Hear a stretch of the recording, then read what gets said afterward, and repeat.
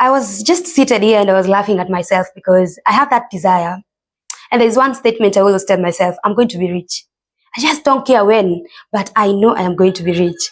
So I was seated here and I was reasoning about some several things I did when I was in the Middle East that made me change to this person that I am. This person that definitely knows that she's going to be rich and she doesn't know when, but she knows exactly where she's going. She knows exactly her purpose and she is serving it very, very right. Because I have a dream and I am going to make sure my dream comes to a reality. There's no way I'm going to exist in this world if that doesn't happen. I am going to be rich. That is my dream. So someone might ask me, Amina, why do you have these shocking big dreams? When I was in the Middle East, there are certain things I learned. When I went to the Middle East, there are certain things I had learned before going there. There are certain things that I used to believe in when I went there. Kuna vitu zenye ungejaribingi kutoka kwa akili yangu and I was like, no, you can't. Why? Because that is what I was raised to believe. That is what I was raised to know, that is what is right. Until one day I just sat down with myself and I was like, if I continue doing whatever I am doing, nitabadilika, maisha yangu itabadilika. What is so different? There is this question nilijiulizanga one day. Ninakumbuka nilikuwa naosha kwa Mwarabu tu hivi. And as I was washing her house, I was telling myself, kuna siku moja yenye kutakuwa na mtu atakuwa kiosha kwangu. Now what separates me from the rich people? Like what separates the rich from the poor? What is that the rich do different that us in the middle class or in the poor class we do not do? And these are some of the things I brought together, and I think these are things that have made me change my life to the best. So one of the best things zenye nilifanya, and I think this is one of the most important things yenye nilifanya kwa maisha yangu and nilibadilisha the whole thing. The person you're seeing right now is a result of that person that I created some few months ago. So number one, I had to change my mindset.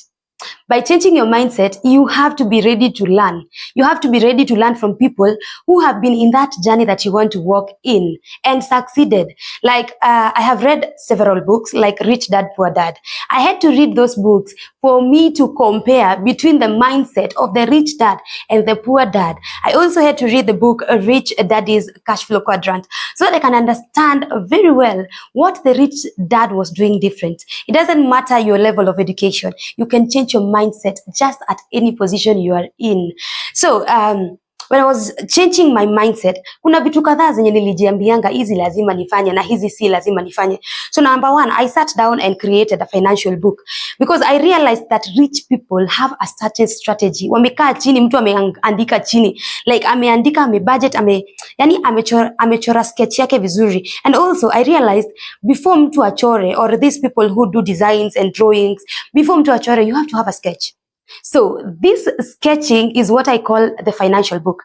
And by the way, before I forget, I am going to launch a financial guidebook next month and you're going to enjoy. I'm going to post a link on my videos and also post the link on my page, either on Facebook, Instagram, and on TikTok. But one thing that is for sure is that book is really going to help you know how to divide your money. Because from that book that I created, that is the financial book, I knew how to divide my money in different accounts. Nilijua kwenye nafaa kusave pesa zangu. I opened a money market fund. I know there are different money market funds. Kama uko Kenya umesikia kuhusu kina Zimele. So I opened a money market fund where I used to allocate my emergency funds. I also got in farming. I started farming. Nikaanza kulimisha zile za leasing properties. Because let me tell you, you don't have to do it like the way Amina did it. But why don't you sit down and strategize everything you need to do? Because number one, health inasumbuanga sana. Kwanza ukitaka kusave. So when you're having yourself like NHIF ama insurance ya health, that will come a long way helping you, kwa sababu itakuokolea. Instead of you taking some money from your savings account, utakuwa ukitoa pesa zako from your emergency account, or rather you will have paid for the emergencies, or rather you'll have paid for your health. So sioni pahali penye pesa zako zenye ziko kwa savings zitakuwa interfered in. Something else I stopped doing, I stopped speaking ill about my money. I created some good relationship between me and money. You people do not understand that money, everything that is existing is very, very spiritual. Kwanza, when we come to money, money is really spiritual. I want you to look at the bank. When you go to the bank, unapatanga pesa zimewekwa zikiwa straight. That means they respect money.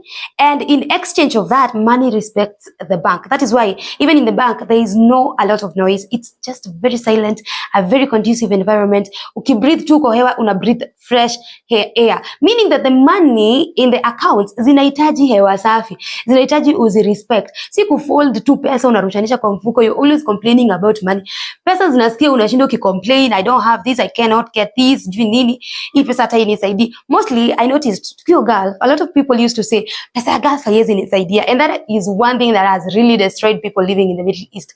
Hakuna siku yenye anaamini that money that should be enough is enough for them. And so, kama hauamini pesa yenye unalipwa ni enough ama inaweza kusaidia hata kujenga, how do you think you're going to do it if you do not believe in it? You have to first believe in it. So stop speaking scarcity, stop speaking money scarcity in your existing life. Stop. Wachana na hiyo kitu. By the way, what is expensive should be your goal. When you see something that is really expensive, it should be your goal. Stop saying, "It's expensive. This is really expensive." Ask yourself, how do I get the money to actually purchase it? It should be the goal. That should be your target. You wanted it in the first place, so why not get it? So the question is, nitanunua aje? Huyu alikuwa ananunua aje? I used to be that person who used to be very, very curious. I wanted to know more of why is this one doing this and not failing? Are you getting the concept? Why is this one doing this and this one doing this and this one is not failing but this one is failing? So I tried to understand the map of investment. There is this book called Girls in Investment or Girls with Investment. I don't know, but you can find it on Amazon. It is a very, very good book. By the way, when investing or when putting your money on savings or when just doing something with your money, just be very, very contented with the fact that you're going to lose money at some point. So don't just don't just put your head stuck into a position where you don't believe that money can be lost or can be lost sometime. You don't always have to get profit or benefit all the time. Sometimes you have to lose money for you to learn good ways of how to actually maintain the money. And let me tell you something that I learned. Having money is not the problem. The problem comes in when you have to maintain the money. Shida inakujia senye lazima umaintain hiyo position yenye uko ama hiyo pesa yenye uko. Most of the time unapatanga watu akirudi from Gulf, umerudi na pesa mzuri sana.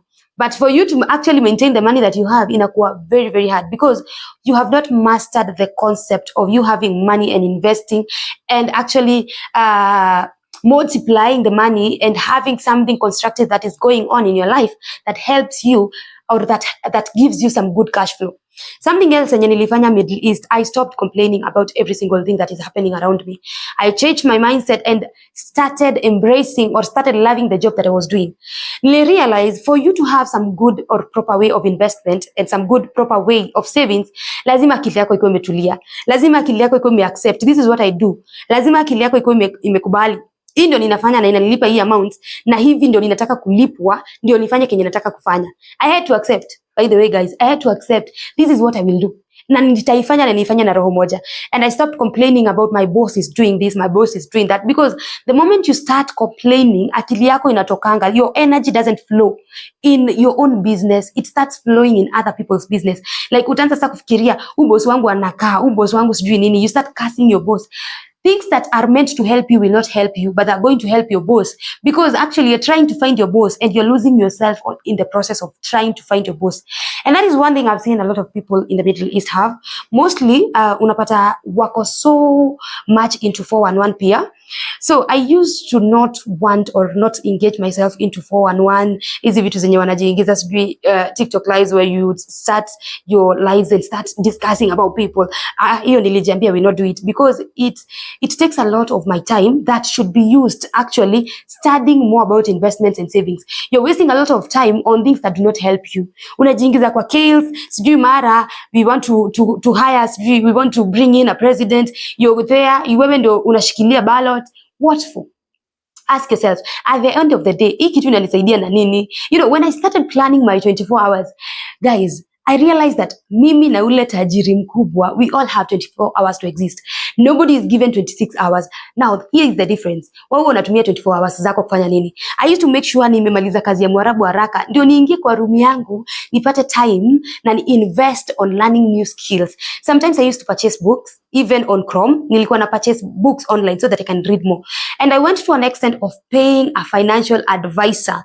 Let me tell you guys, use money to get money. You guys are so scared of using money. Mko so scared.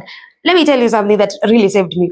When I took in a financial advisor and I invented all these things like the financial book, now, of course I used money to do all these things, which give me money in return, because having a person who guides you how to use your money, you avoid losing your money on some things that are really not worth losing your money into. Like this financial instructor or coach will tell you, hii pesa yako si allocate hii place, allocate hii place. And you're just paying for that service. Na kidogo ki allocate pesa zako huko, because this person is managing even your accounts and your money, everything becomes easy. To avoid wastage. And when you avoid wastage, you get a lot of productivity and you get a lot of good cash that is flowing in your accounts. So something else, I increased my level. I when learning new skills and new things, you level up and you start becoming a different person. So when you start becoming a different person, you start attracting different people.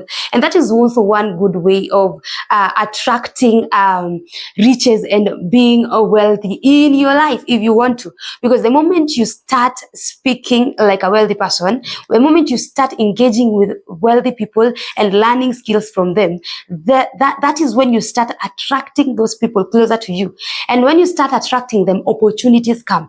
Last time I told you that an opportunity, or when you say someone is lucky, is when an opportunity meets a preparation. You have to prepare for it.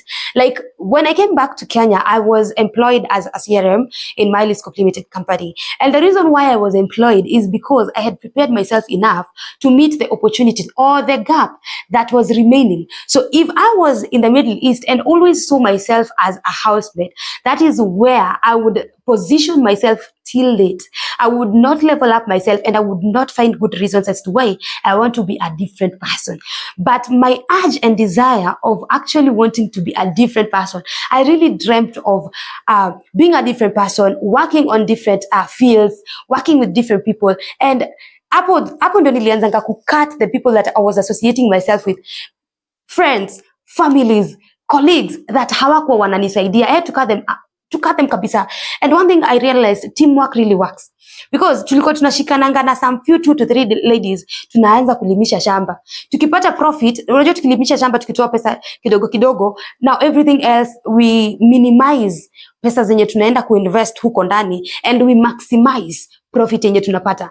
And you cannot have some good teamwork if the people that you're working with are not money oriented. Ama akili zao hazifikiri kuhusu pesa. You have to look for people, or you have to attract people who have the same mindset as yours for you to actually succeed. I have so many things to talk about money and money mindset, and I think I'm going to also do a second video or a part 2 of this video explaining more of how I involved myself into this money field.